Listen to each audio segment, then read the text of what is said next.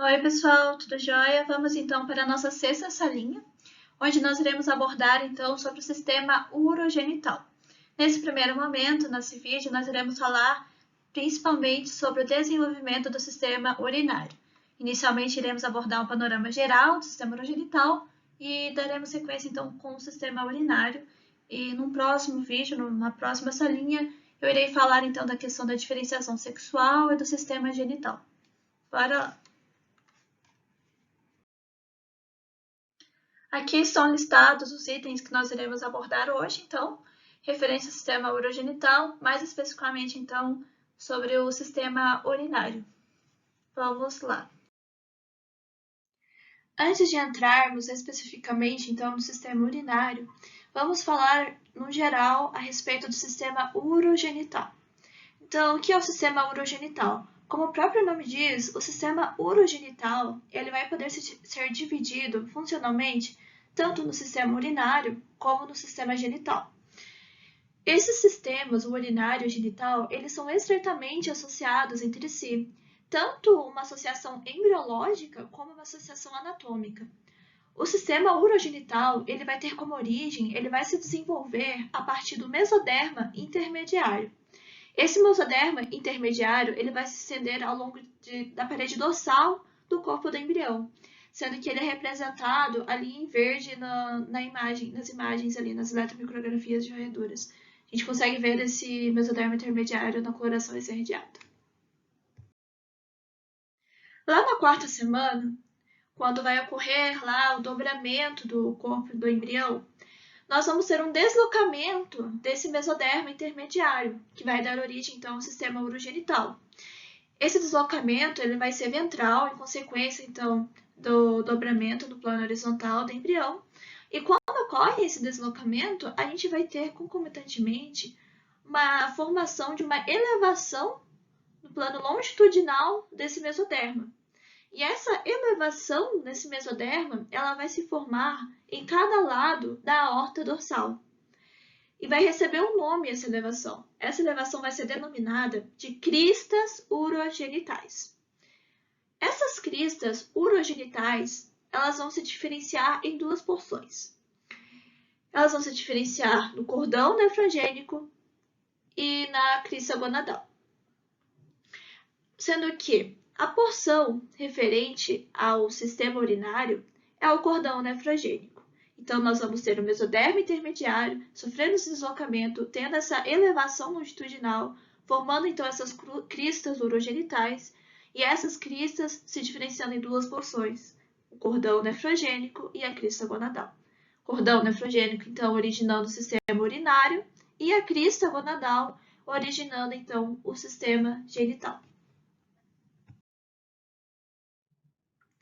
É importante a gente ressaltar que o sistema urinário ele vai se desenvolver antes do sistema genital.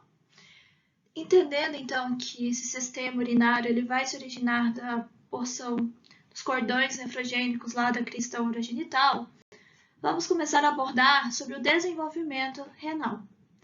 A formação dos rins e ureteres, eles dependem do desenvolvimento de 3 conjuntos de órgãos excretores. Sendo que durante esse desenvolvimento do embrião, do desenvolvimento renal, nós teremos então 3 rins, 3 conjuntos de rins, o pronefro, o mesonefro e o metanefro. O pronefro, como o próprio nome diz, pro, de primeiro, ele é o primeiro conjunto de rins a surgir e ele é um rim rudimentar, ou seja, ele é um rim cujas estruturas nunca serão funcionais, nunca foram funcionais. Esse rim ele vai ter início na 4ª semana do desenvolvimento. Após o pronefro, nós teremos o desenvolvimento do mesonefro. O mesonefro é o segundo conjunto de rins que irá se formar, e esse segundo conjunto de rins ele já é melhor desenvolvido e ele vai ter um funcionamento, embora esse funcionamento não seja permanente, ele vai ser funcional por um período de tempo. Ele vai começar a ter origem, a se desenvolver no fim da 4ª semana. Por fim, o último par de rins a desenvolver é o metanefro. E esse terceiro conjunto de rins, eles vão se tornar os rins permanentes. e ele vai ter início lá no fim da quinta semana. Visto esse panorama geral dos 3 conjuntos de rins que vai se desenvolver durante o desenvolvimento do sistema urinário, vamos abordar sobre o pronéfro. Então, como vimos, o pronéfro é o primeiro conjunto de rins a se desenvolver. Eles são estruturas bilaterais, transitórias, não funcionais e rudimentares. Eles vão ter início, como nós vimos, lá na quarta semana. Eles vão se originar lá da superfície do cordão nefrogênico e são representados por poucas células e estruturas tubulares lá na região do pescoço do embrião. Os ductos pronéfricos, eles apresentam um direcionamento caudal se abrindo na região da cloaca.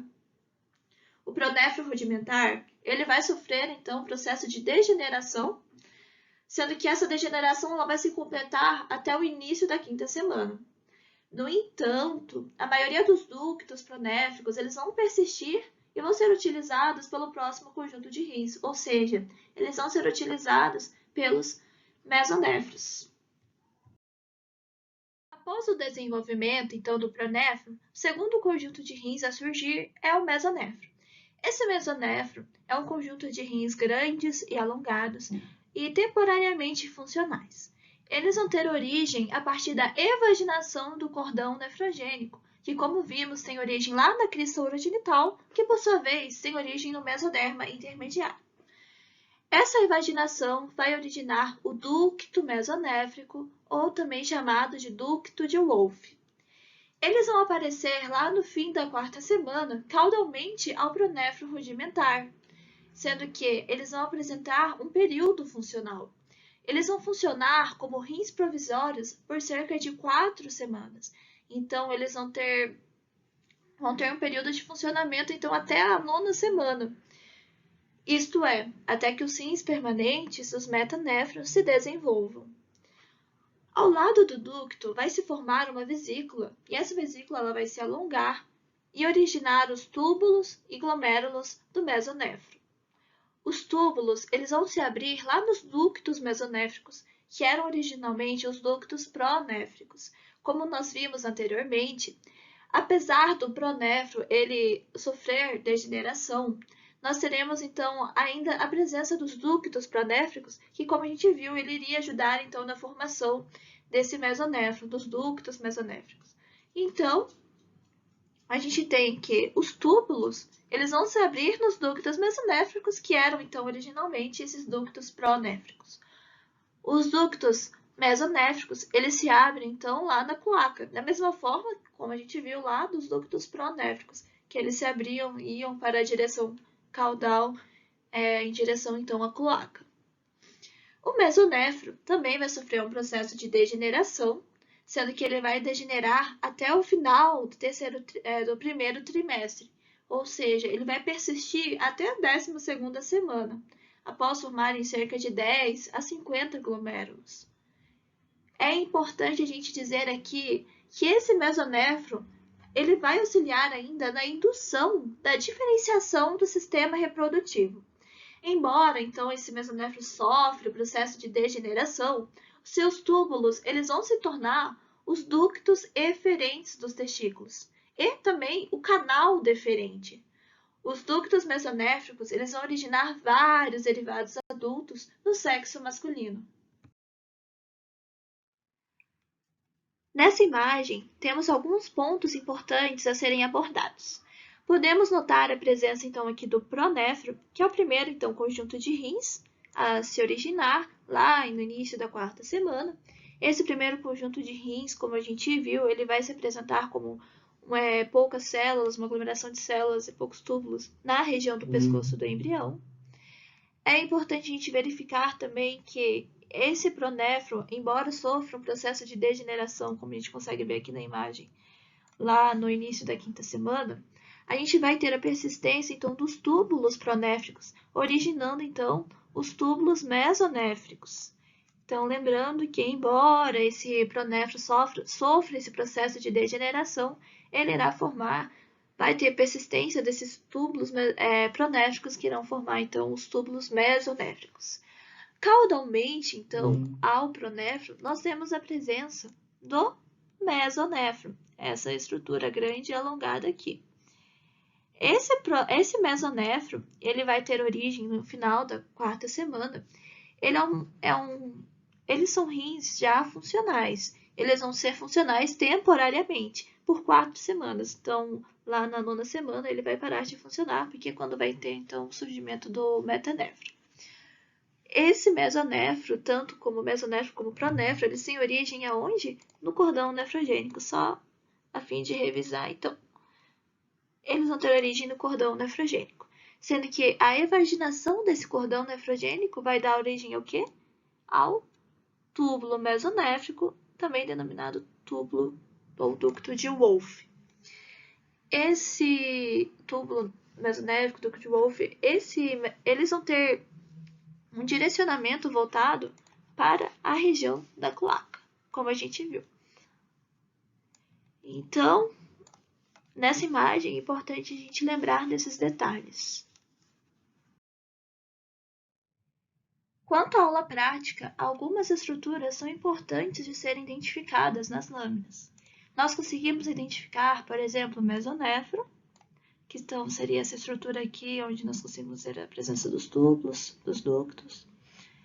Nós conseguimos identificar outra estrutura que geralmente é importante a gente saber identificar, seria a questão da gônada indiferenciada. Então, sempre que a gente tem aqui o mesonéfron, que é essa região grandona aqui, o mesonéfron sempre vai estar com a gônada indiferenciada. Então, essa bolinha aqui em vermelho é a gônada indiferenciada. Dentro do mesonéfron, nós conseguimos identificar ainda outras estruturas, como o glomérulo, que é essa estrutura amarela, que estou circulando de amarelo. Conseguimos identificar os túbulos mesonéfricos, que seria essa região alongada aqui. E ainda conseguimos identificar o ducto de Wolff ou ducto mesonéfrico, que é essa região aqui que eu também vou colorir para vocês de verdinho. Esse aqui, então, seria o ducto de Wolff ou ducto mesonéfrico. É importante, então, a gente saber identificar essas estruturas. Traz algumas imagens para a gente identificar certinho essas estruturas. Essas imagens, então, são fotos tiradas das lâminas da faculdade. E é importante, então, a gente identificar o ducto de Wolff, né, que seria esse aqui, o número 1, túbulo mesonéfrico ou ducto de Wolff. O número 2, né, que está circulado em amarelo, que seria, então, o mesonéfron. O número 3, que é referente, então, à gônada indiferenciada. E como eu disse, a gônada, ela sempre vai estar ligada, então, ao mesonéfron. Junto com o mesonéfron, a gente tem essa gônada indiferenciada. Ali na carinha feliz, nós temos o peritônio, que seria, então, essa regiãozinha onde eu coloquei em amarelo. E temos ali atrás o metanéfron, essa estrutura aqui. Na segunda imagem, num aumento menor, nós também conseguimos identificar, então, aqui no número 7, o metanéfron, que nós iremos falar dele posteriormente. O número 8, nós temos a adrenal. Como a gente viu, no metanéfron é o terceiro conjunto de rins a se formar e consiste nos rins permanentes. E assim como no adulto, o metanéfron ele vai ter uma relação anatômica com a adrenal. Então, em cima do metanéfron, nós teremos a presença da adrenal, ou glândula suprarrenal. Aqui do ladinho, então, a gente ainda tem no número 5 ali a presença do mesonéfron. E no número 6, a presença da gônada. Como a gente vai falar de sistema genital no próximo vídeo, nós vamos ver que é possível a gente diferenciar se a gônada é diferenciada ou indiferenciada, e se quando ela é diferenciada, se é um testículo ou se é um ovário. Mas é assunto para o próximo capítulo. Então, Nessas lâminas é importante a gente identificar essas estruturas. Por fim, o terceiro e último par de rins a surgir é o metanefro. O metanefro é definido como primórdio dos rins permanentes. Eles vão ter origem, início lá na quinta semana, no início da quinta semana, e sendo que eles só vão ser funcionais a partir da nona semana. No período anterior à nona semana, nós temos o mesonefro apresentando, então, a sua funcionalidade temporária. Quanto à origem do metanefro, ele vai ter origem de duas estruturas. Ele vai ter origem do divertículo metanéfrico, também chamado de broto uretérico, e da massa metanéfrica do mesodermo intermediário, também chamada de blastema metanefrogênico. O broto do ureter, ele vai surgir por meio de uma evaginação do ducto mesonéfrico na sua porção mais caudal. Então, nós temos que o ducto mesonéfrico, também chamado de ducto de Wolff, ele vai sofrer uma evaginação na porção mais caudal próximo à cloaca. E essa evaginação vai formar, então, esse broto do ureter. E esse broto do ureter, ele irá formar, então, o ureter, a pelve renal, os cálices renais e os túbulos coletores. Já o blastema metanefrogênico, ele vai se originar do cordão nefrogênico, diretamente do cordão nefrogênico, na sua porção mais caudal, formando, então, sendo responsável por formar os néfrons. Resumindo, então, nós temos que o metanefro, ele apresenta duas origens, o broto do ureter e o blastema metanefrogênico. O broto do ureter, ele vai ter origem aonde? De uma evaginação do ducto mesonéfrico. Então, essa evaginação do ducto mesonéfrico vai formar o divertículo metanéfrico, ou broto uretérico. Já a massa metanéfrica, ou ainda blastema metanefrogênico, vai ter origem do cordão nefrogênico. Então, o cordão nefrogênico diretamente vai originar essa massa metanéfrica, ou blastema metanefrogênico. O divertículo metanéfrico, ou broto do ureter, por sua vez, dará origem ao ureter, pelve renal, cálices e túbulos coletores. Já a massa metanefrogênica, ou blastema metanefrogênico, vai formar os néfrons. Essa questão da origem é bem importante, então é bom guardar. Para exemplificar melhor o que ocorre durante o desenvolvimento do metanefro, trouxe o seguinte esquema. Como a gente viu, então, o metanefro ele vai ter origem tanto do broto do ureter, como da massa metanefrogênica, do blastema metanefrogênico. Então, primeiramente, nós temos esse processo da evaginação lá do ducto de Wolff, do ducto mesonéfrico. Esse broto do ureter ele vai se alongar e vai penetrar no blastema recém-formado. E quando ocorre essa penetração, a gente vai ter uma indução da formação desse blastema, seja dessa massa metanefrogênica. Isso ocorre num processo denominado de indução recíproca, sendo que essa indução recíproca é mediada, então, por genes da família WNT. E essa indução recíproca eu vou explicar melhor posteriormente, mas nada mais é do que o próprio broto do ureter vai induzir a formação da massa do blastema metanefrogênico e esse blastema ele vai induzir a formação do broto do ureter. Por fim, então, essa massa ela vai ser formada por sucessivas divisões do broto do ureter e expansões, então, do blastema. O broto do ureter, ainda, a sua porção cranial vai formar a pelve renal e o seu pedículo vai se tornar o ureter. Essa porção cranial ela vai sofrer ainda sucessivas ramificações, sendo que as 4 primeiras gerações vão formar os cálices maiores, vão sofrer mais ramificações, sendo que as 4 gerações seguintes vão formar os cálices menores, e por fim vai sofrer mais ramificações, formando então os túbulos coletores. Continuando o esquema, nós temos que esses túbulos coletores, inicialmente retos, vão originar também os túbulos coletores arqueados. Esses túbulos coletores arqueados são importantes porque eles vão induzir a diferenciação do blastema por meio do acúmulo de células mesenquimais, formando o que a gente chama de vesícula metanéfrica. As vesículas metanéfricas, por sua vez, vão se alongar e formar os túbulos metanéfricos. Esses túbulos metanéfricos vão formar o que nós conhecemos como túbulo contorcido proximal e distal, ou contornado proximal e distal, e a alça de Henle. Além do mais, esses túbulos metanéfricos eles vão ter as suas extremidades invaginadas por vasos, formando então o glomérulo renal e a cápsula renal. Resumindo, então, nós temos lá o broto do ureter, o pedículo, né, formando o ureter, e a extremidade cranial, formando então a pelve renal, que vai sofrer sucessivas ramificações, formando então os cálices maiores, cálices menores, os túbulos coletores retos, e esses túbulos coletores retos formando os túbulos coletores arqueados, que vão fazer uma diferenciação então do blastema, formando as vesículas metanéfricas, que vão se alongar formando os túbulos metanéfricos, que vão formar por fim então um túbulo contornado proximal e distal e a alça de Henle.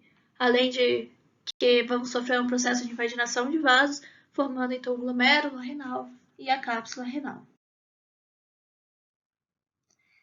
Trouxe essa imagem aqui para a gente discutir alguns pontos importantes e fixar esses pontos que foram abordados anteriormente, principalmente no esquema anterior. Nós temos então aqui o resquício do pronefro, que como a gente viu é os primeiros rins, né, a se surgirem, que é um rim não funcional, mas que vai ser importante porque os seus ductos vão ajudar na formação dos ductos mesonéfricos.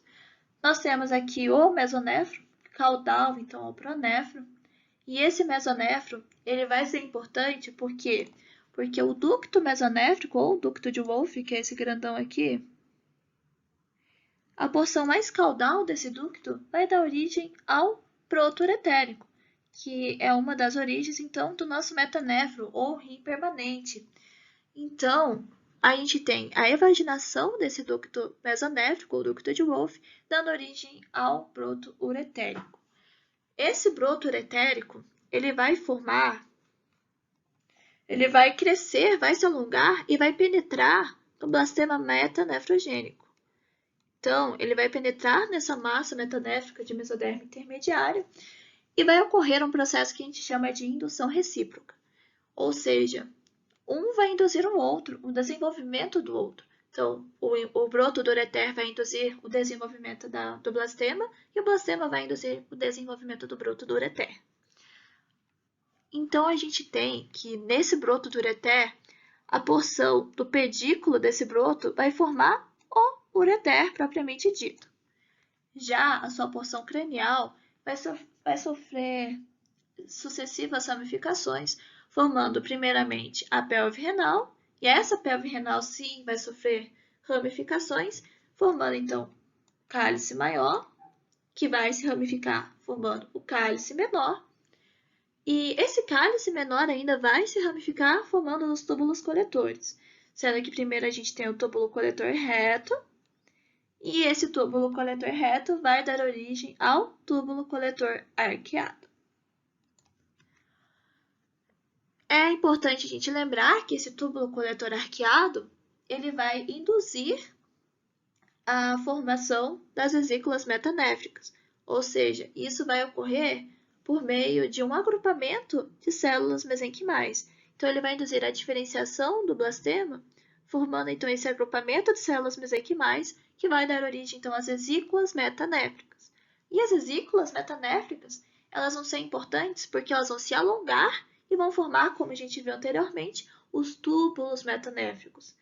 E, por fim, esses túbulos eles vão dar origem, então, ao que a gente conhece como túbulo contornado proximal, túbulo contornado distal, alça de Henle, sendo que esse túbulo também, uma porção desse túbulo vai sofrer um processo de invaginação de vasos, formando ainda o glomérulo renal e a cápsula renal.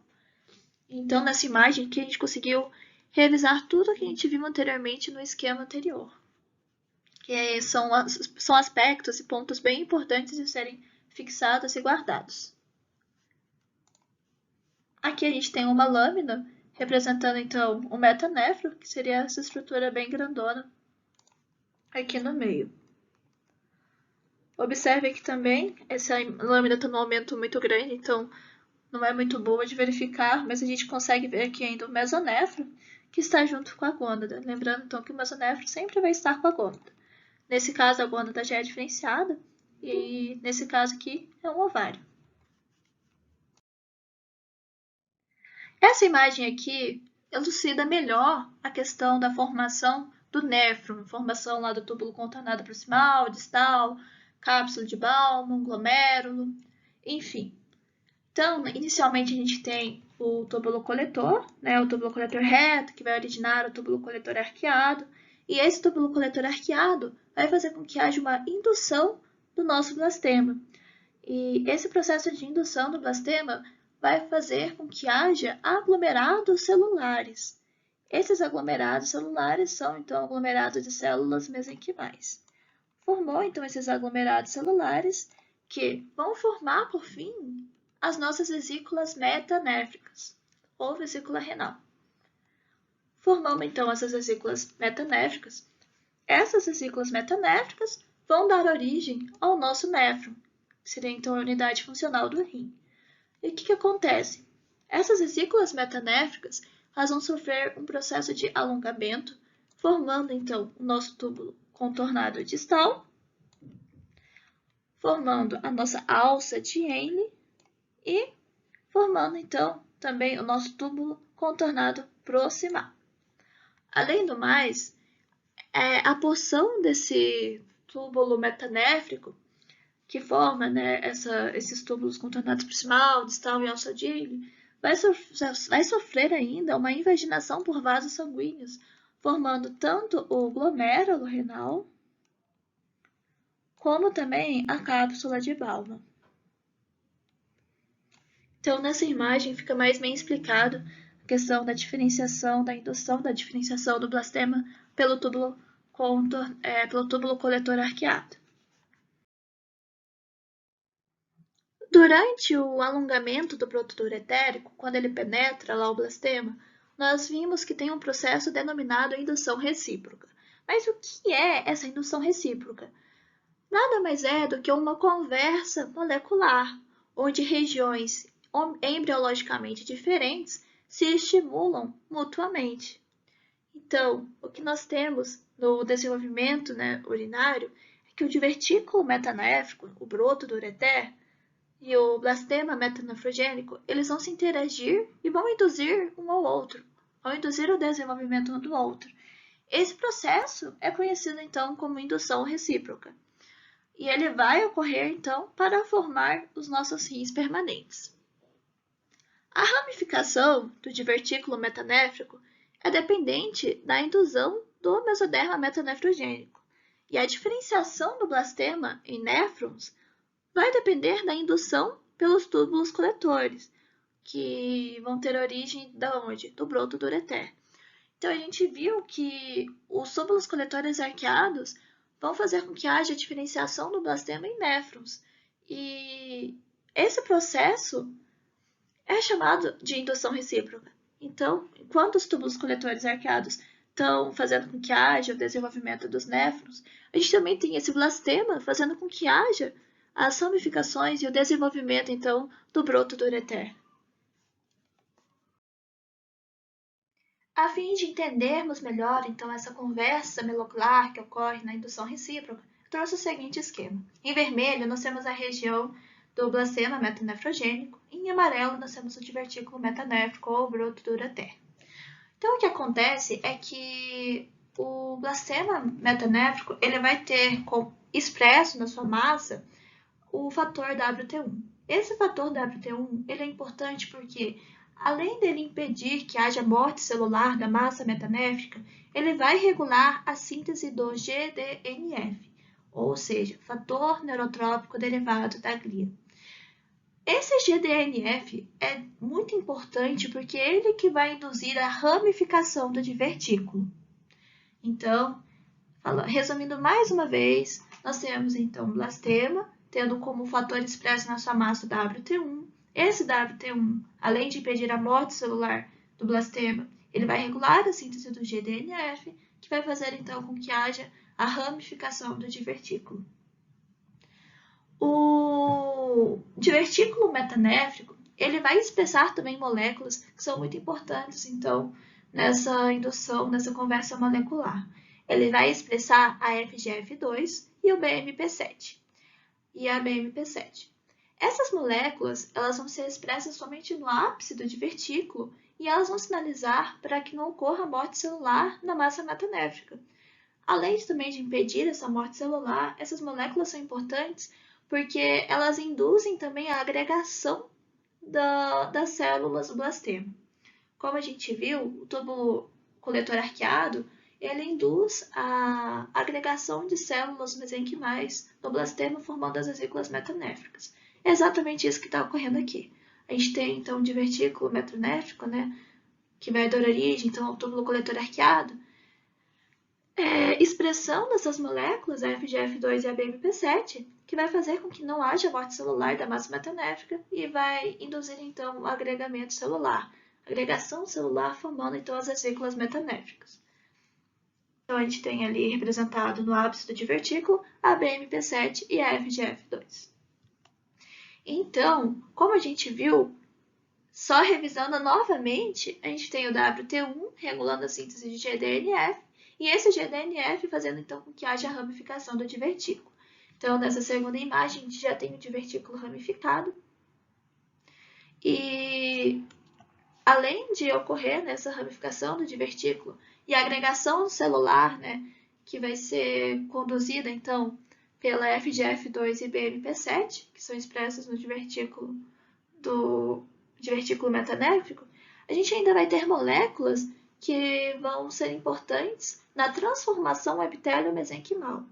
A gente viu anteriormente que as vesículas metanéfricas iam se alongar, formando os túbulos metanéfricos, que posteriormente iriam formar os néfrons, ou seja, túbulo contornado proximal, distal, sadiene, cápsula e glomérulo renal. No entanto, para que ocorra a formação do epitélio do néfron, a gente precisa de outras moléculas também que induzam essa transformação. E essas moléculas são a LIF, que é o fator inibidor da leucemia, e a FGF2. Também temos outras moléculas da família WNT4, mas essas duas são as mais importantes. E essas moléculas vão ser secretadas, então, pelo divertículo. Então, o que a gente vê nesse quadro, nesse esquema, é esse processo de indução mútua, ou seja, o blastema induz o divertículo e o divertículo induz o blastema. Um processo, então, de desenvolvimento e de diferenciação. Novamente, mais um esquema, mostrando, então, a questão do desenvolvimento do néfron, da interação recíproca entre o broto ureteral e o mesênquima metanéfrico. Então, aqui a gente tem o mesênquima frouxo, que vai sofrer, né, o processo de condensação induzido pelo broto uretérico e, ao mesmo tempo que a gente tem o mesênquima induzido à ramificação do broto uretérico, ó, aqui a gente já tem o broto uretérico ramificado. Nós temos, então, depois essa condensação, a formação, né, da vesícula metanéfrica, que vai se elongar, então vai ter uma elongação tubular dessa vesícula, que vai começar, então, a formar os túbulos do néfron, túbulo contornado proximal, distal. Aqui a gente já tem também a formação da cápsula e do glomérulo. Então, é basicamente isso. Como vimos anteriormente, para que ocorra a formação do epitélio do néfron, é necessário que haja uma transição mesênquima epitelial. Isso ocorre, né, pela presença de algumas moléculas que são secretadas pelo broto uretérico. Então, só revisando, o broto uretérico vai secretar lá a LIF, vai secretar a FGF2, WNT4, que vai regular, então, a formação desse epitélio do néfron. E essa transição mesênquima epitelial é muito importante porque ela não ocorre somente nesse sistema urinário, né? Ela vai ocorrer em outros locais. E, como o próprio nome diz, nada mais é do que a transformação mesmo de um tecido para outro. Nesse caso, o sistema urinário, a gente tem a transição, então, de um tecido mesenquimal para um tecido epitelial. E nessa transformação, para que ocorra essa transformação, algumas alterações celulares são necessárias, algumas alterações celulares ocorrem. No caso da transformação do mesênquima para o epitélio, o que a gente tem é que essas células elas se agregam, produzem lâmina basal e junções celulares. Além do mais, a gente vai ter a estruturação de um citoesqueleto de forma parecida, né, nessas células, e essas células elas também vão passar a desempenhar a mesma função. Então, essas são as características necessárias para uma transformação de um mesênquima para um epitélio. E é exatamente isso que ocorre, então, nessa transformação do mesênquima metanéfrico para células epiteliais do néfron. Já a transformação do epitélio para o mesênquima vai ocorrer exatamente o oposto. Para que a gente tenha a transformação de um tecido epitelial para um tecido mesenquimal, as células vão perder a sua lâmina basal, vão perder as suas junções intercelulares e vão modificar também a questão do citoesqueleto e da função. Uma importante correlação clínica referente ao desenvolvimento do sistema renal refere-se à produção de urina. Na 9ª semana, o feto ele começa a produzir urina e é na 9ª semana também que ocorre, então, o início do funcionamento do metanéfron, que seria o primórdio do rim permanente. Então, quando o metanéfron começa a funcionar, então, a gente tem a produção de urina pelo feto. E essa urina ela vai ser muito importante porque ela vai fazer parte da constituição do líquido amniótico. Lembrando que um feto maduro ele deglute várias centenas de mililitros de líquido amniótico todos os dias. E esse líquido amniótico ele é absorvido pelo intestino e ele é muito importante porque ele colabora no desenvolvimento de outros sistemas, como, por exemplo, o desenvolvimento do sistema pulmonar, como a gente viu anteriormente. A deglutição de líquido amniótico é muito importante porque ela colabora no desenvolvimento dos pulmões. E quando a gente tem defeitos renais, a gente vai levar ao oligodrâmino, porque a gente não vai ter urina fazendo parte da constituição desse líquido amniótico. Consequentemente, como a gente vai ter um menor volume de líquido amniótico, a gente vai ter um oligodrâmino e, consequentemente, a gente vai ter hipoplasia pulmonar. Então, geralmente, quando o feto ele tem falha no desenvolvimento, defeito no desenvolvimento renal, a gente também tem a hipoplasia pulmonar associada. Além do mais, é válido a gente dizer aqui que, por mais que o feto ele produza, né, essa urina, os produtos da excreção dessa urina que vão ser liberados, então, na membrana placentária, eles são liberados, né, no líquido amniótico, eles são transferidos para a membrana placentária e da membrana placentária vai para o sangue materno.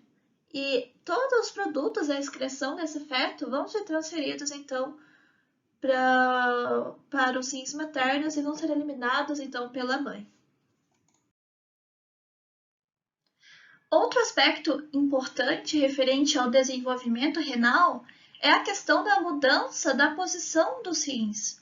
Então, os rins definitivos, eles inicialmente são próximos um do outro e eles vão sofrer esse processo de migração ao longo do seu desenvolvimento.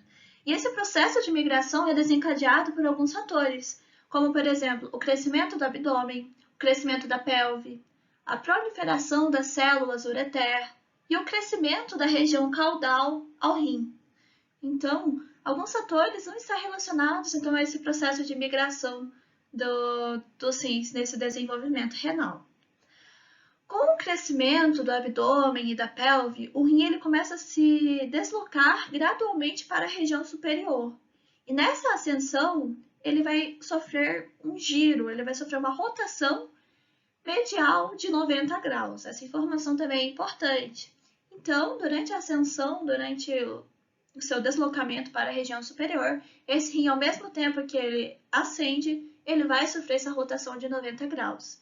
E quando ele sofre essa rotação de 90 graus, a gente vai ter como resultado, quando a gente tem essa ascensão e essa rotação, a gente vai ter como resultado a nossa anatomia normal renal, ou seja, a gente vai ter o rim com seu hilo voltado para a região medial e com aquela relação anatômica com a glândula adrenal ou suprarrenal. Então, é a partir dessa ascensão e desse giro que o rim ele fica conforme a gente conhece na anatomia. Quando os rins eles entram em contato com as glândulas suprarrenais, a sua ascensão finaliza. Isso acontece na 9ª semana. Então, na 9ª semana, os rins eles chegam na sua posição final, eles entram em contato com a suprarrenal e eles também começam a funcionar. À medida que os rins eles ascendem, eles sofrem essa migração, a gente ainda tem uma mudança no suprimento vascular desse rim. Inicialmente, o rim, quando está lá presente na região pélvica, ele é irrigado pela artéria ilíaca interna. E após o final da sua migração, ele passa a ser irrigado pelas artérias renais da aorta abdominal. Nessa imagem aqui, nós conseguimos verificar então esse processo de migração dos rins, ascensão renal, além da gente conseguir verificar também a questão da mudança da vascularização renal. Então, aqui na figura A gente tem, né, a presença do metanefro aqui na região pélvica. Esse metanefro é inicialmente irrigado pelas artérias ilíacas internas, então vão irrigar aqui o metanefro. Aqui a gente ainda tem a presença, né, do mesonefro, ele então ainda não degenerou. Lembrando que o metanefro ele surge na 5ª semana, no início da 5ª semana, e o mesonefro ele surge no final da 4ª semana e ele só vai degenerar na 9ª semana, quando o metanefro ele começa a ser funcional. Então a gente tem aqui o mesonefro, o metanefro na região pélvica e a artéria renal. A artéria renal não, a artéria ilíaca interna irrigando então esse rim ainda na região pélvica. Na letra B, a gente já começa a ter a ascensão desse metanefro. Então, conforme esse metanefro ele ascende, concomitantemente já vai começar a ocorrer aqui a degeneração do mesonefro. O mesonefro ele começa a se degenerar e a gente tem a mudança também da vascularização. Então, de artéria ilíaca interna, ele começa a ser vascularizado por ramos da extremidade distal da aorta abdominal. Então, ele começa a ser vascularizado por outros ramos da aorta abdominal. Na imagem C, ele acendeu mais um pouco. Ele já acendeu mais um pouco. A gente já tem o mesonefro dando origem, né, à gônada, que a gente vai ver posteriormente a questão da formação do sistema genital. E a gente tem a vascularização renal aqui, tendo como origem, então, outros ramos da aorta, mas ramos esses mais craniais. Então, há outros ramos vascularizando o rim. E, por fim, nós temos aqui, por último, o rim já na sua posição final. Então, ele já sofreu então, um processo de rotação em 90 graus, deixando então o cérebro para a região medial. E já também conseguiu ter aquela relação anatômica com a glândula suprarrenal. Então, aqui a gente já tem aquela relação anatômica importante entre o rim e a adrenal. Finalizando, então, sua ascensão lá na 9ª semana. E aqui, o rim, então, ele passa a ser vascularizado pelas artérias renais mesmo. Sendo que essas artérias renais, elas se originam, então, dos ramos da aorta que são mais craniais. Então, os ramos da aorta que são mais craniais, eles vão se tornar, posteriormente, as artérias renais, que é o que a gente conhece da anatomia.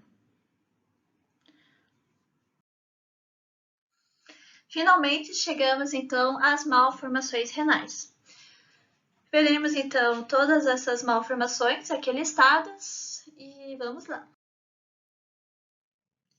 Caso eu não tenha uma rotação adequada dos rins, eu vou ter frequentemente associada a essa rotação inadequada a presença de rins ectópicos. Lembrando que a rotação normal dos rins ela ocorre em 90 graus em sentido medial.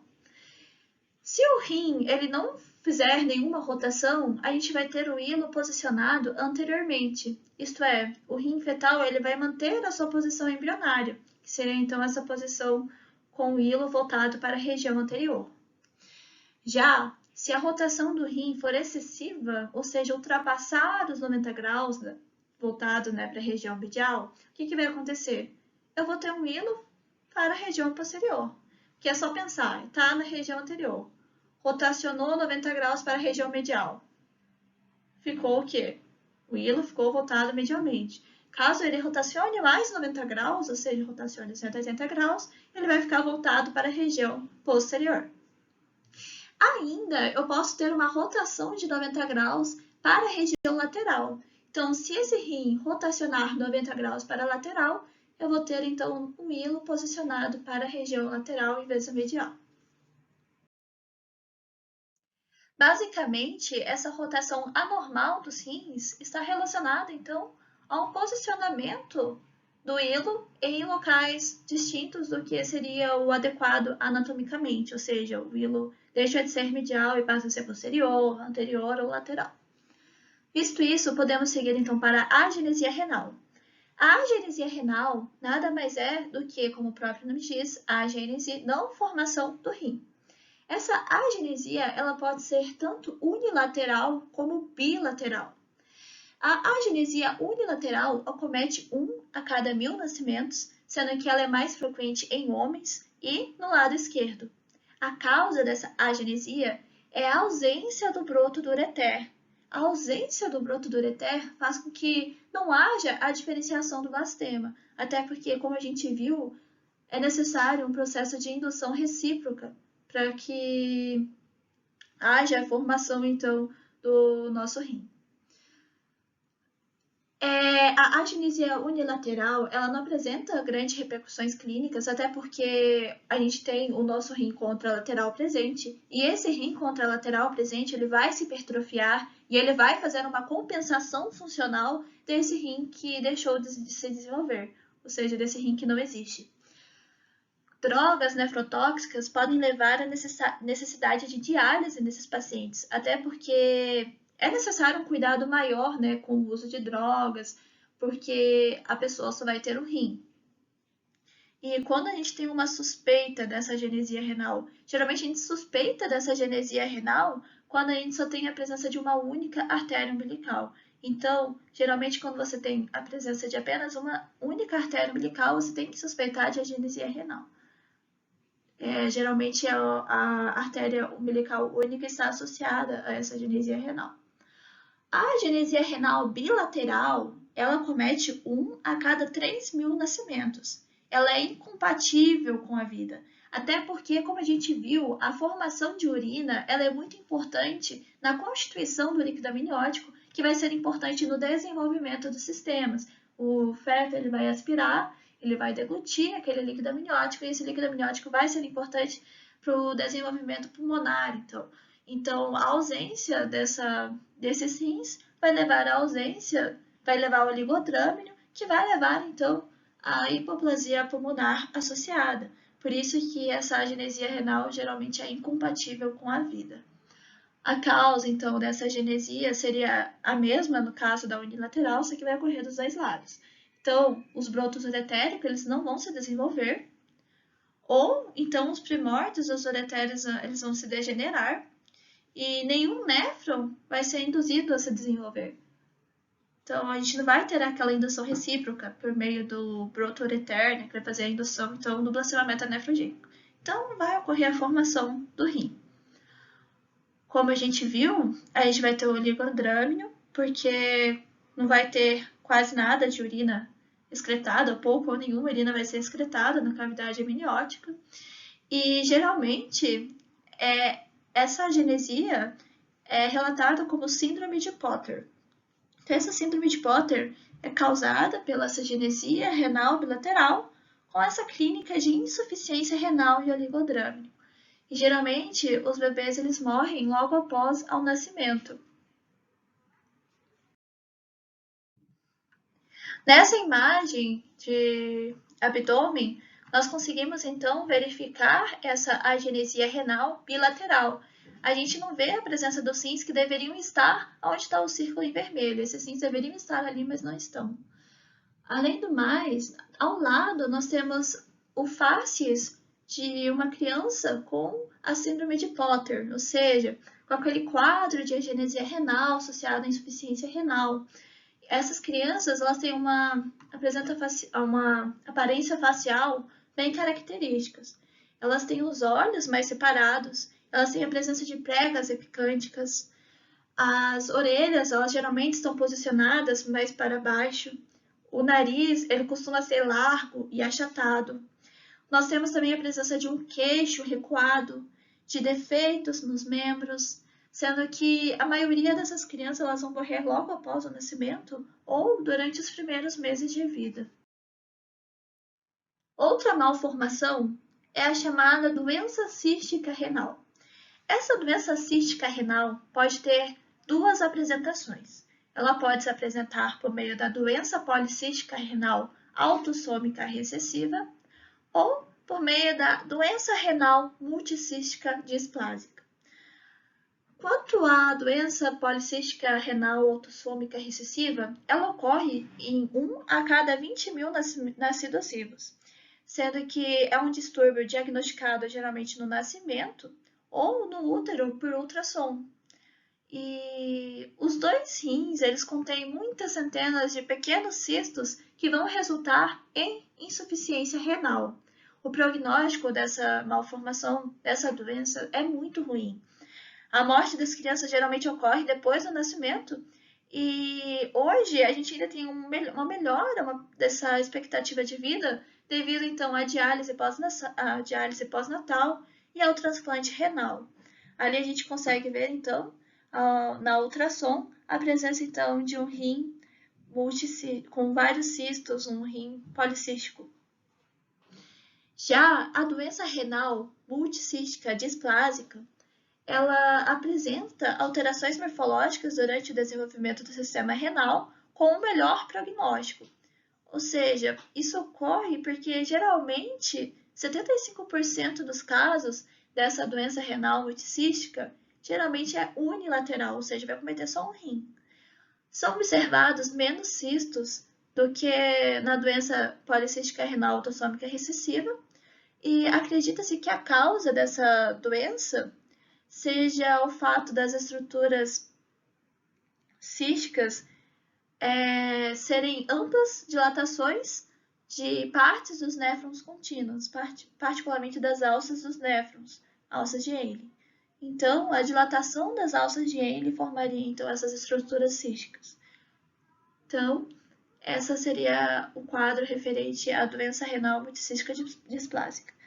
Então, é importante a gente diferenciar esses dois quadros, lembrando que a policística renal autossômica recessiva apresenta um pior prognóstico.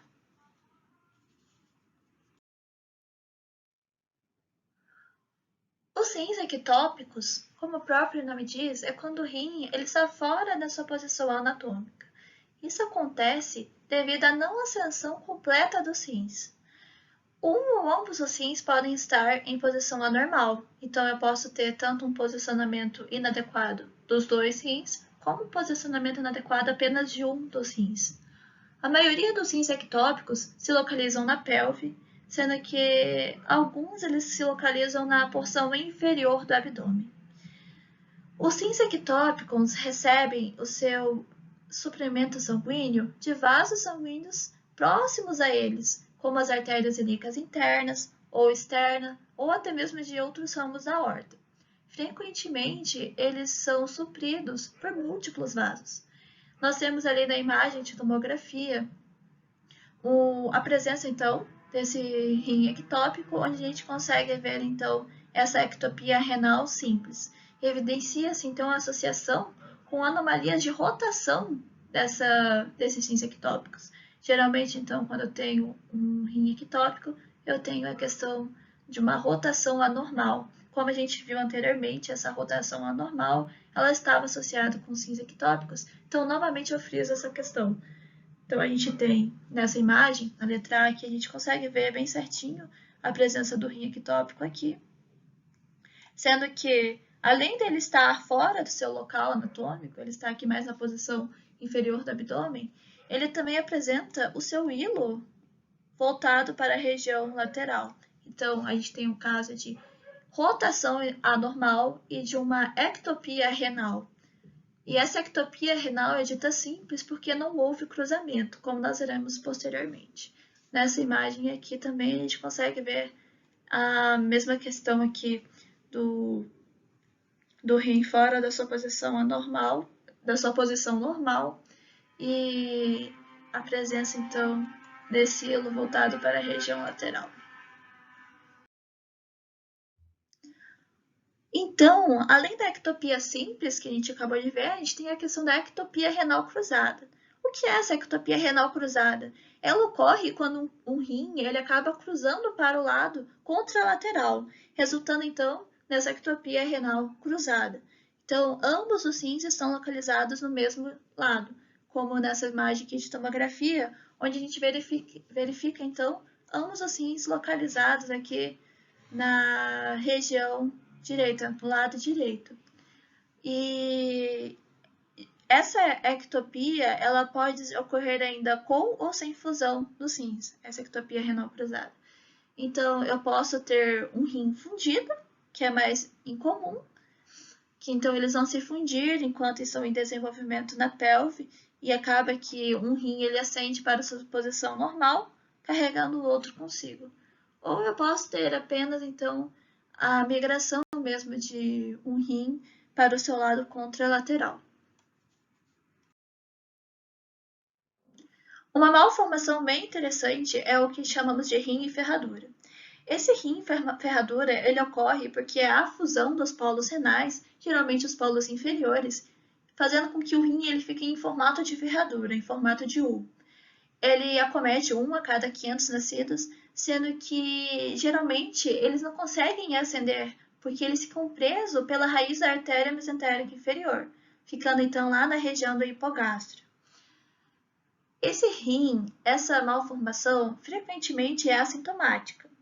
Isso acontece porque um rim ferradura ele vai apresentar o desenvolvimento normal do seu sistema coletor, além de que os ureteres eles também vão se abrir na bexiga. Então, não vai ter nenhuma consequência funcional. Por isso, essa malformação é assintomática.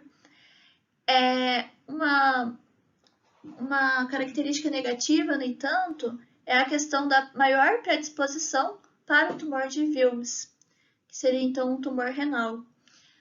Na síndrome de Turner, a gente tem cerca de 7% dos portadores dessa síndrome apresentando essa malformação. Então, ela é frequentemente associada, então, com essa síndrome de Turner. A hidronefrose é uma condição na qual a gente tem uma distensão da pelve e dos cálices renais devido à presença de urina. A causa dessa obstrução, dessa distensão dessa pelve, desses cálices, geralmente é devido a uma compressão do ureter ou da pelve renal, ou ainda pela presença das artérias renais supranumerárias ou por obstrução mesmo desses ductos. E outras causas comuns seriam pedra nos rins, infecções, aumento de próstata, coágulo sanguíneo e o tumor. Sendo que a causa embriológica associada, né, então a hidronefrose congênita, ela vai ser causada, você tem que saber que ela é causada, então, pela presença dessas artérias renais supranumerárias. Então, essas artérias renais, elas vão fazer uma compressão do ureter ou da pelve renal, fazendo então com que haja uma distensão dessa pelve devido à presença de urina. Nessa imagem aqui, a gente consegue verificar a presença de distensão dos cálices e do ureter. Então, ó, isso aqui tudo é a distensão, ó, dos nossos cálices renais, da distensão da pelve renal, inclusive do ureter devido à presença de urina. E, como a gente viu, a causa pode ser, então, a presença de artérias renais supranumerais ou ainda outras causas associadas que a gente também viu ali. O ureter ectópico acontece quando a gente não tem a abertura correta e a incorporação adequada desse ureter à parte posterior da bexiga. Dessa forma, o ureter ele vai se abrir em locais inadequados, ou seja, em locais que não são a porção posterior dessa bexiga. Nos homens, eles podem se abrir no colo da bexiga, eles podem se abrir na uretra prostática, no ducto deferente, no utrículo da próstata ou ainda na vesícula seminal. Já nas mulheres, eles podem se abrir no colo da bexiga também, na uretra, vagina ou ainda no vestíbulo da vagina. Então, o ureter ectópico nada mais é do que a abertura do ureter em um local que não é a porção posterior da bexiga. Outra malformação bastante importante refere-se à duplicação do trato urinário, sendo que duplicações da parte abdominal, do ureter, da pelve renal são bastante comuns.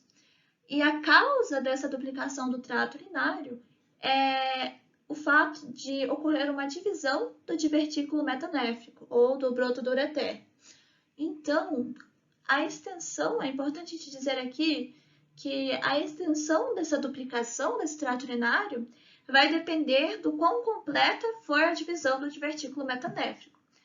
Tá, então a gente viu que a duplicação do trato urinário resulta dessa divisão do divertículo metanéfrico. E essa divisão, ela pode ser tanto completa, uma divisão completa, como uma divisão incompleta. Se eu tenho uma divisão incompleta desse divertículo, eu vou ter como resultado um rim dividido com um ureter bífido. Já se a divisão é completa, eu posso ter como resultado um rim duplo com um ureter bífido ou ainda um rim duplo, ou seja, 2 rins, com cada um com seu próprio ureter. É importante a gente falar aqui também a respeito do rim supranumerário. O rim supranumerário, provavelmente ele vai resultar da formação de 2 divertículos metanéficos. Então, ele é diferente dessa questão da divisão do divertículo metanéfrico. Então, a divisão do divertículo metanéfrico vai dar origem ao rim duplo e o rim supranumerário, provavelmente ele vai ter origem já da formação de 2 divertículos metanéficos. Sendo que esse rim supranumerário, provavelmente cada um vai ter o seu próprio ureter.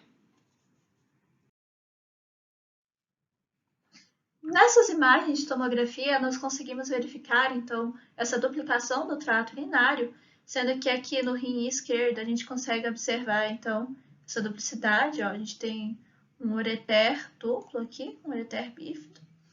E aqui na imagem B, nós conseguimos ver também um ureter duplo, então aqui é um caso de duplicidade completa. Aqui é uma visão posterior, então esse aqui é o rim esquerdo, tá? Que é uma visão posterior, aqui a gente tem a bexiga e aqui é o rim direito. Então a gente tem essa presença aqui de 2 ureteres separados, esses ureteres não se unem, então uma duplicidade completa. É um rim duplo, cada um com seu ureter. E na imagem C, a gente tem um caso de duplicidade incompleta. A gente consegue ver aqui, ó, que a gente tem 2 ureteres, na verdade um ureter só, sendo que esse ureter é um ureter bífido, ou seja, ele começa duplo e ele se une aqui na porção mais distal. Então esse aqui é um caso, então, são casos de duplicação do trato urinário. A hipoplasia renal, ela ocorre, como o próprio nome diz, quando a gente não tem o desenvolvimento adequado do rim. Ele se forma, mas ele fica subdesenvolvido. Isso pode ocorrer tanto unilateralmente como bilateralmente. Quando é unilateral, costuma ser sem sintomatologia e sem repercussões clínicas, até porque o rim saudável, o rim contralateral, ele vai compensar a função desse rim subdesenvolvido. Já a hipoplasia renal bilateral, ela não é compatível com a vida. Isso porque geralmente a gente vai ter uma questão de insuficiência renal instalada, dificultando também a questão da produção do líquido amniótico, tendo oligodrâmino, principalmente então estando associado à hipoplasia pulmonar. É o mesmo caso praticamente da agenesia renal, tanto uni como bilateral.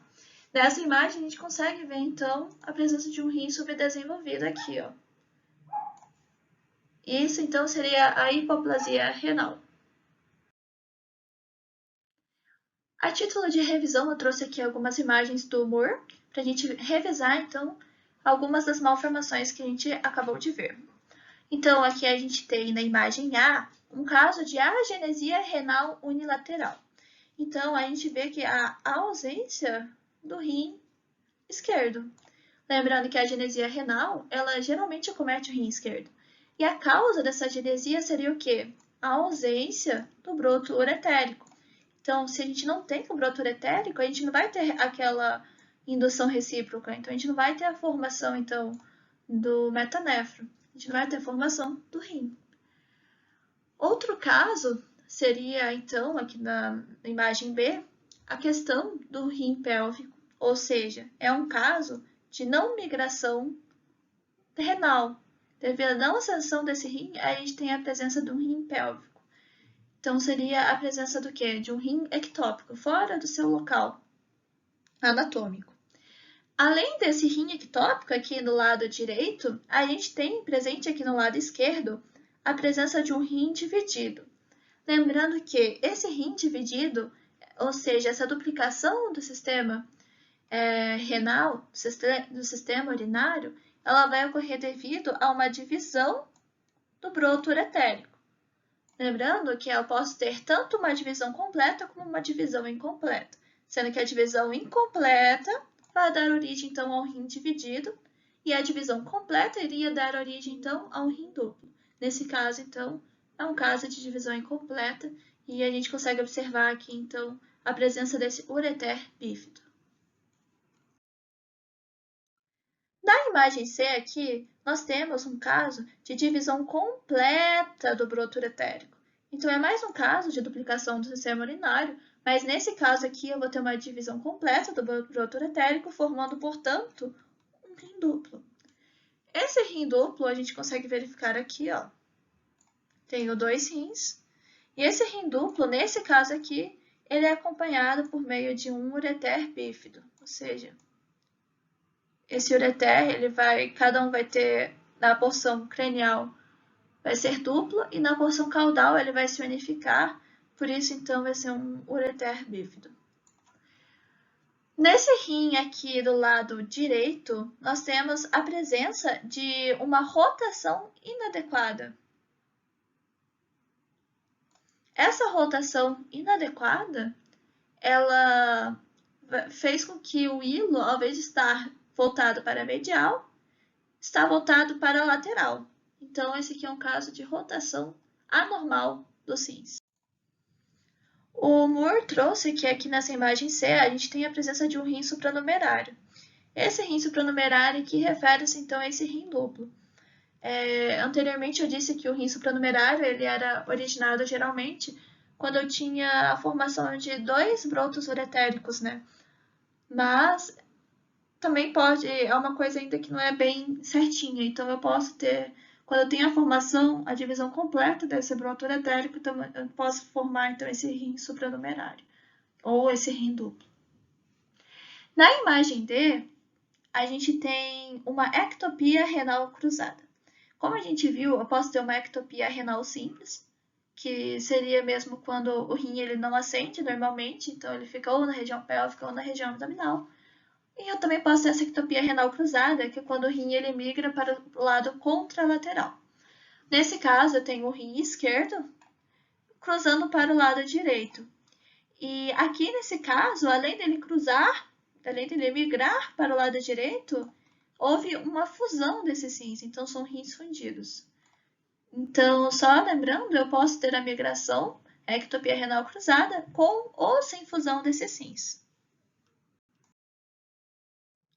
Nessa imagem E, nós temos um caso de fusão dos rins, sendo que a fusão dos rins vai levar à formação, então, do que nós chamamos de rim ferradura, em formato de U, ou ainda rim discorde ou em panqueca, sendo que geralmente a fusão ocorre nos polos inferiores, como a gente viu, e esse rim ele não vai conseguir ascender porque ele vai ficar geralmente preso na artéria, na raiz, devido à raiz da artéria mesentérica inferior. Geralmente é sintomático, né? Porque esses rins eles vão funcionar normalmente, vai ter o desenvolvimento dos ureteres, sistema coletor, tudo certinho, então não apresenta quadro sintomático. Na imagem F aqui, nós temos um rim supranumerário, resultante, nesse caso, do desenvolvimento de dois brotos uretéricos. Então, nós vimos anteriormente a questão de um rim duplo, né, que é formado, então, pela divisão completa do broto uretérico, E aqui, nesse caso, a gente não tem uma divisão do broto uretérico, mas sim a formação de dois brotos uretéricos. Então, eu tenho um broto aqui e um broto aqui. Assim, eu vou ter a formação de um rim supranumerário. E esse rim aqui, geralmente, cada um vai ter o seu próprio ureter. Ó, cada um com o seu próprio ureter. Então, eu posso ter esse rim supranumerário derivado de uma divisão completa do broto do ureter, mas que é mais normalmente chamado de rim duplo. E eu posso ter um rim supranumerário, então, tendo como origem tendo como causa, né, a presença de dois brotos uretéricos. Finalizamos, então, a parte mais difícil dessa linha, né, que é referente ao desenvolvimento dos rins e as malformações renais, e podemos dar continuidade agora ao desenvolvimento da bexiga urinária. Bora lá! O desenvolvimento da bexiga urinária vai ter como origem o seio urogenital. Esse seio urogenital ele é formado quando a gente tem a septação da cloaca, sendo que essa septação da cloaca ocorre pelo septo uroretal, formando então ventralmente a esse septo o seio urogenital. Esse seio urogenital ele pode ser dividido em 3 porções. A primeira porção é a porção vesical cranial, a segunda porção é a porção pélvica mediana e a terceira porção, que é a porção fálica caudal. A primeira porção, como o próprio nome diz, porção vesical, ela irá dar origem à maior parte da bexiga urinária, sendo que ela é contínua com o alantoide. A porção pélvica mediana irá dar origem, então, à uretra feminina e à uretra prostática no homem. E já a porção fálica caudal, fálicamente pênis, ela vai crescer em direção ao tubérculo genital, que seria o que? O primórdio do pênis ou do clitóris, dando origem à uretra peniana. É importante, então, a gente entender que a bexiga ela vai se desenvolver a partir do seio urogenital, mas de uma porção específica desse seio urogenital. Vai se desenvolver, então, portanto, a partir da porção vesical cranial do seio urogenital. Alguns aspectos são importantes da gente citar aqui relacionados ao desenvolvimento da bexiga urinária. O trígono vesical ele é formado pela porção final dos ductos mesonéfricos, que são então englobados pela bexiga. Conforme a bexiga ela vai se desenvolvendo e vai aumentando de tamanho, as partes distais desses ductos mesonéfricos serão incorporados na parede dorsal dessa bexiga. Estes ductos eles contribuem para a formação do tecido conjuntivo do trígono da bexiga. Com a absorção desses ductos mesonéfricos, os ureteres eles vão passar a se abrir separadamente na bexiga urinária. Inclusive, os ósteos uretéricos, ou seja, os ósteos onde abrem esses ureteres, são limites, né, do trígono vesical. Quanto ao epitélio da bexiga urinária, como a gente viu em histologia, ele apresenta um aspecto de raquete, então é um epitélio em raquete, o urotélio, e ele vai derivar do endoderma do seio urogenital, sendo que as demais camadas dessa bexiga elas vão ter origem no mesênquima subjacente. Então aqui a gente tem em vermelho, né, o trígono vesical, sendo que esse trígono da bexiga ele é encontrado então nessa região infero-posterior da bexiga, cujos limites são os ósteos ureterais, o esquerdo e o direito, e o ósteo interno da uretra, inferiormente. Podemos ver aqui também nessa imagem a presença do epitélio de transição, desse epitélio em raquete da bexiga urinária, com esse aspecto mesmo de raquete. O úraco é outro ponto importante da gente abordar aqui. Nada mais é do que a fibrose do alantoide. Nós vimos que a porção cranial vesical do seio urogenital vai formar a maior parte da bexiga urinária, sendo que essa parte do seio urogenital é contínua com o alantoide. Mas o que é esse alantoide? Só revisando aqui, o alantoide nada mais é do que um anexo embrionário. Esse anexo embrionário, ele vai surgir por volta do 16º dia, na parede caudal do saco vitelino, e durante a maior parte do desenvolvimento ele vai persistir como uma linha que se estende da bexiga urinária até a região umbilical, sendo chamada então de úraco. Então, o úraco nada mais é do que a fibrose desse alontoide. Então, durante o desenvolvimento da bexiga, né, ela vai ser contínua com esse alontoide e esse ligamento, esse alontoide logo ele vai se fibrosar, formando o úraco, que posteriormente então vai se tornar no adulto o que a gente chama de ligamento umbilical mediano. Isso é muito importante. Então, o que é o ligamento umbilical mediano? Ele nada mais é do que a fibrose do alontoide, um resquício do úraco. Nos recém-nascidos e crianças, a bexiga urinária, ela, mesmo quando vazia, ela não vai estar presente na pelve, ela vai se localizar no abdômen. Ela começa a entrar na pelve maior lá por volta dos 6 anos de idade, mas somente vai penetrar mesmo a pelve menor, ou seja, a região mais inferior da pelve, se tornando um órgão pélvico, após a puberdade. A fim de revisão, então, eu trouxe aqui a questão da septação da cloaca. Esse conteúdo foi abordado na salinha de aparelho digestório. E só para a gente revisar, então, a cloaca é a porção terminal do intestino posterior e ela é recoberta tanto por um endoderma e tem contato com o ectoderma superficial da membrana cloacal. Essa cloaca, então, ela vai ser septada pelo septo uroretal. Esse septo uroretal nada mais é do que uma projeção do mesênquima entre o intestino posterior e o alantoide. E ele vai ser responsável por dividir a cloaca em uma porção ventral e dorsal, sendo que a porção ventral irá dar origem ao seio urogenital e a porção dorsal ao reto e o canal anal. O períneo é o local de encontro do septo uroretal e membrana cloacal. Então, quando eu tenho o encontro do septo uroretal com essa membrana cloacal, eu vou formar o períneo. A membrana cloacal ela se divide na 7ª semana em membrana anal e membrana urogenital. Nesse esquema aqui, então, a gente tem a membrana cloacal sendo dividida na 7ª semana em membrana urogenital e em membrana anal. Aqui a gente tem a questão da septação da cloaca, né, pelo septo uroretal, sendo que o encontro do septo uroretal com a membrana cloacal vai formar o que a gente chama de períneo. E essa septação ela vai formar ventralmente o seio urogenital e posteriormente a porção dorsal vai formar o ânus e o canal anal. Aqui novamente para a gente revisar essa questão da septação da cloaca. Aqui a gente então entende tem a cloaca, aqui a gente tem a membrana cloacal, né? Aqui a gente tem o septo uroretal se projetando, que nada mais é então que aquela projeção no mesênquima entre o alantoide e entre o intestino posterior. E esse septo, então, ele vai de encontro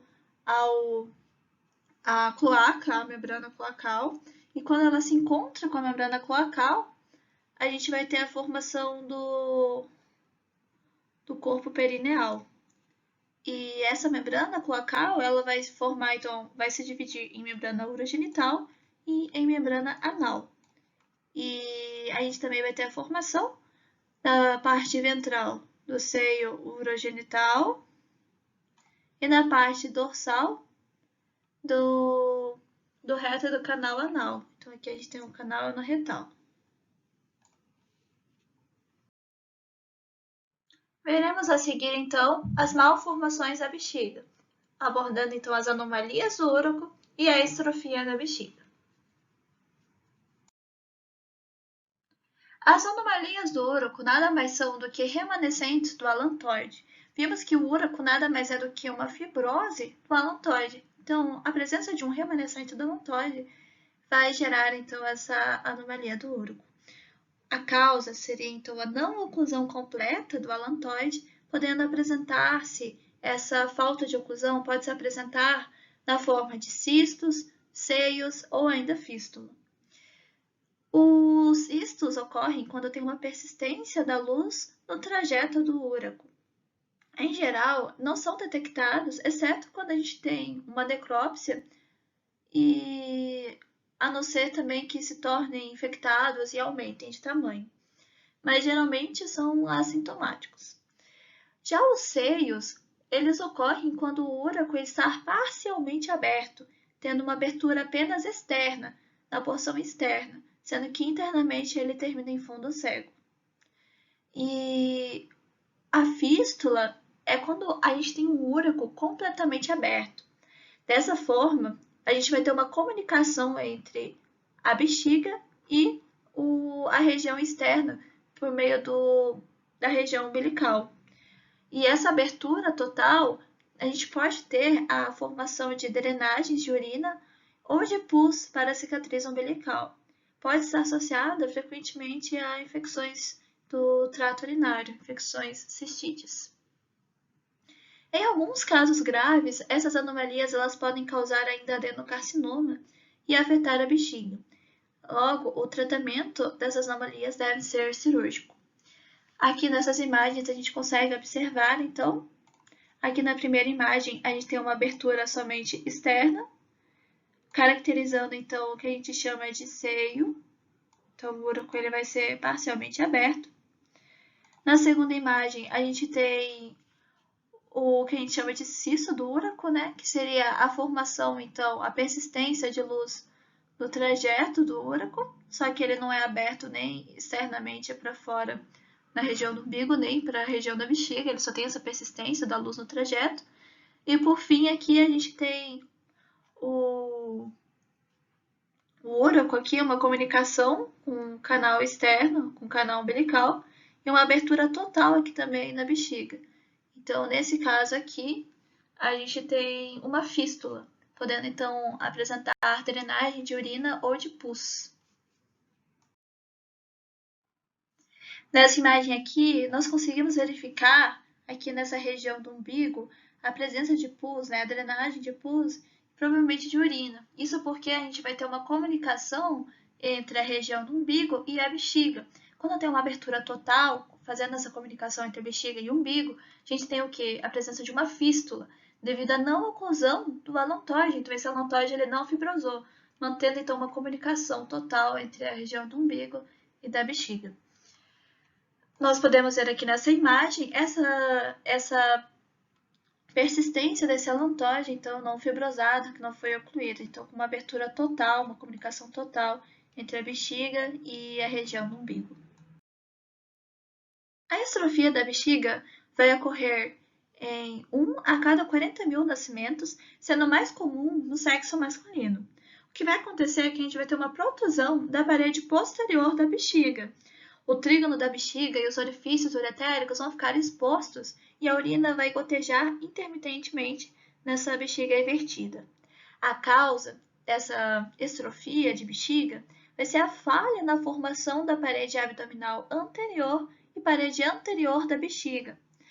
Isso é resultado de uma não migração de células mesenquimais entre o ectoderma e o endoderma da parede abdominal, ou seja, ali na região da membrana cloacal.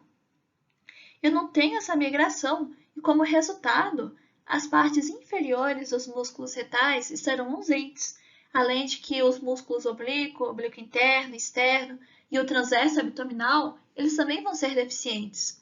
Além de eu ter, então, essa deficiência dessa formação dessa parede abdominal, nenhum músculo ou tecido conjuntivo vai se formar na parede abdominal anterior sobre a bexiga urinária. Dessa forma, posteriormente, a delgada epiderme e a parede anterior da bexiga vão se romper, causando então uma ampla comunicação entre o exterior e a membrana mucosa dessa bexiga. A ruptura da membrana antes da divisão da cloaca pelo septo uroretal vai resultar em estrofia da cloaca, resultando então tanto na exposição da bexiga como na exposição do intestino posterior. A estrofia da bexiga ela pode estar associada também a efeitos de uretra, frequentemente está associada à epispádia.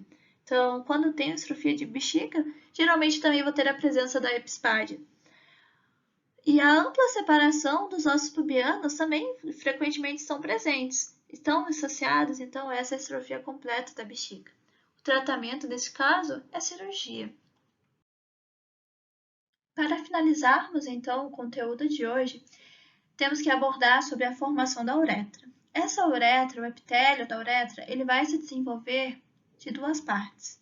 Ele vai se desenvolver parte do endodermo do seio urogenital. Como vocês viram anteriormente, a gente viu que o seio urogenital ele tem 3 porções, sendo que a terceira porção era aquela porção fálica de pênis.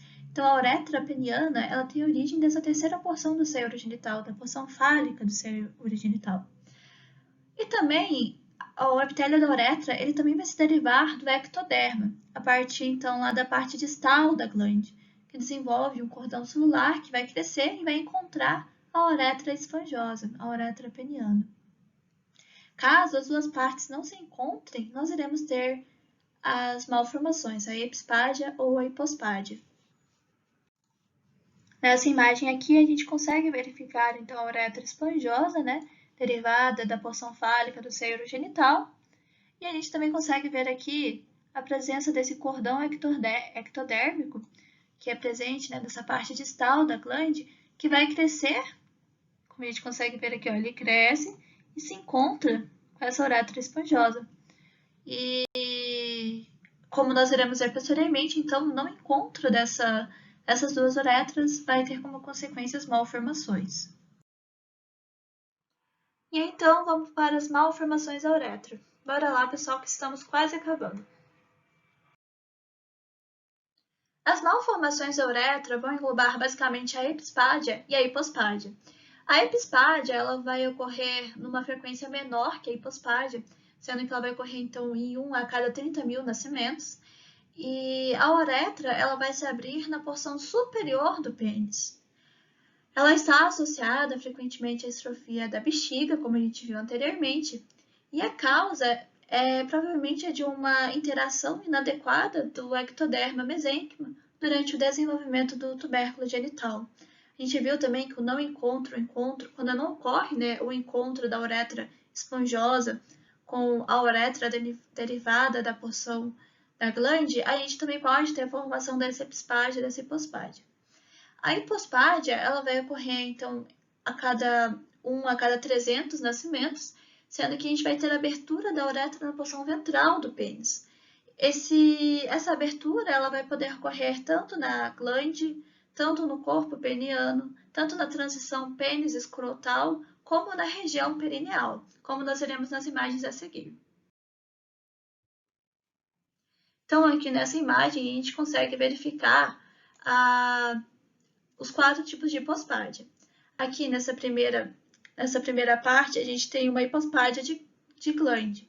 Então, a gente tem aqui a abertura da uretra, mas aqui na região ventral da glande.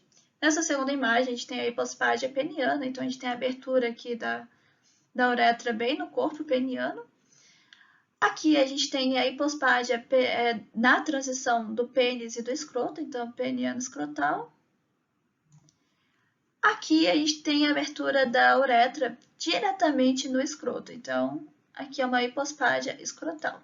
A mais comum é a hipospádia de glande.